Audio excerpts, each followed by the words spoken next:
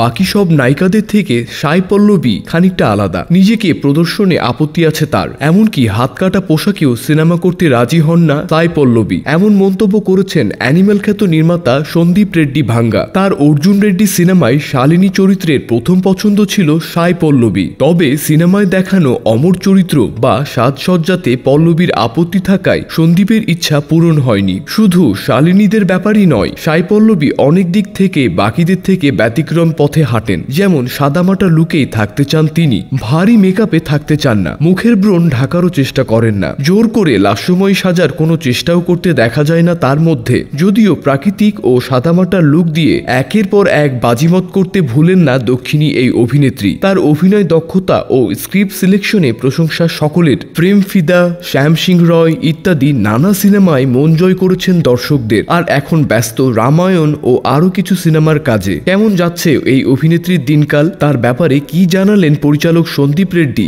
বাকিদের থেকে কিভাবেই বা আলাদা সাই পল্লবী, জানা যাক বিস্তারিত আজকের আয়োজনে। ভারতীয় দক্ষিণী সিনেমার জনপ্রিয় অভিনেত্রী সাই পল্লবী। প্রেমাম দিয়ে যাত্রা শুরু করেছিলেন এই অভিনেত্রী, যে সিনেমার মালার ম্যাম চরিত্র দিয়ে নজরে আসেন সবার। এরপর দিন যত গেছে তার জনপ্রিয়তা ততই বেড়েছে। যদিও তার গালের ব্রণের দাগ স্পষ্ট, খুব একটা মেকআপও নেই তার মুখে। নায়িকা বলতে যেমন ফর্সা বর্ণের ছিপছিপে বর্ণের কারো চেহারা কল্পনায় আসে, তিনি ঠিক সেরকম নয়। তবুও মুগ্ধতায় আটকে থাকেন সবাই। তার প্রাকৃতিক সৌন্দর্যই তাকে আলাদা করে তোলে। তার হাসি অনেকের হৃদয়ে যেয়ে লাগে। তার স্বপ্ন ছিল ডাক্তার হওয়া, পড়াশোনা এবং পাশও করেছিলেন বটে। তবে নিয়তি হয়তো টেনে এনেছে রূপালী দুনিয়ায়। কিন্তু এই দুনিয়ার অনেক নায়িকার থেকে তিনি অনেকটাই আলাদা। কৃত্রিম সৌন্দর্যের প্রতি আপত্তি তো আছেই, পাশাপাশি নিজের পোশাক আশাক, সাজসজ্জা ও বাহ্যিক লুকের প্রতিও তিনি বেশ সচেতন। অধিকাংশ নায়িকার মতো নিজেকে বেশি প্রদর্শনে তার আপত্তি আছে। এমন কোন চরিত্র তাকে অফার করা হলে সাথে সাথে তার রিজেক্ট করে দেন বলে শোনা যায়। আর